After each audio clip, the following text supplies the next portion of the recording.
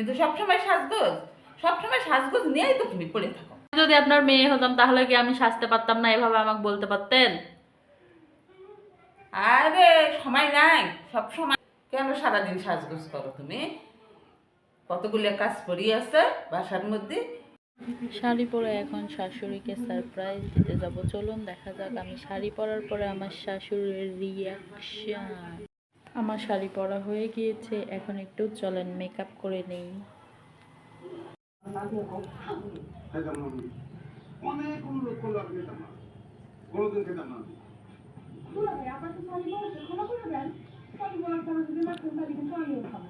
আমি খাওয়ান নগদ দিচ্ছি সরি যে কইছে এটা মনে রাখতে কইও।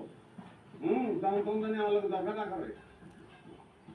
আমি তো আলাদা জীবন দরকার করি না বলো তো না বিসমিল্লাহ দেখো তো কেমন হয়েছে। না না দুলো ভাই আপায় আমার দিচ্ছি আমি এগুলোই খাবো। হ্যাঁ বাবা আমার দিতে আমারটা আমি দেবো আমারটা। দুলো ভাই তো না খাইলে খাওয়ার শান্তি আছে।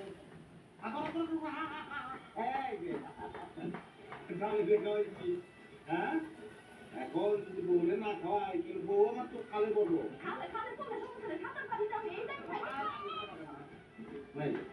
খাও।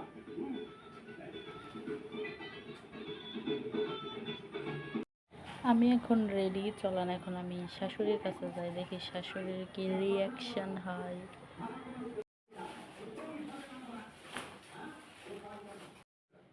মা দেখেন তো শাড়ি পরে আমাকে কেমন লাগতেছে। সারাদিন সাজগোজ, খালি মোবাইল টেপা আর খালি সাজগোজ, মেকআপ করা।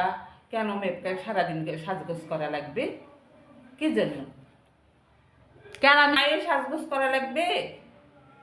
মেয়ে হলে তো সবসময় সাজগোজ করেই থাকতো, আমি না হয় একটু সাজগোজ করে আসি। আর মেয়ে হলেও লেখাপড়ার সময় আছে, কাজ করার সময় আছে, সব সময় আলাদা আলাদা। আপনারা যে ভিডিও দেখলেন আবার মনে করবেন না যে আমার শাশুড়ির সঙ্গে, এটা আপনাদেরকে আনন্দ দেওয়ার জন্য আমরা ভিডিওটা করলাম।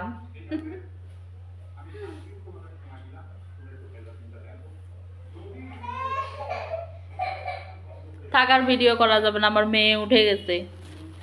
সবাই লাইক কমেন্ট শেয়ার করবেন। সবাই লাইক করবেন, শেয়ার করবেন। আমার বউকে আমি খুব ভালোবাসি, কিন্তু আমি এটা শেয়ার করার জন্য বললাম। আজকে আমরা কচু রান্না করব, পুঁটি মাছ দিয়ে। আপনারা সবাই দেখেন। আপনারা সবাই দেখেন কেমন করে রান্না করি।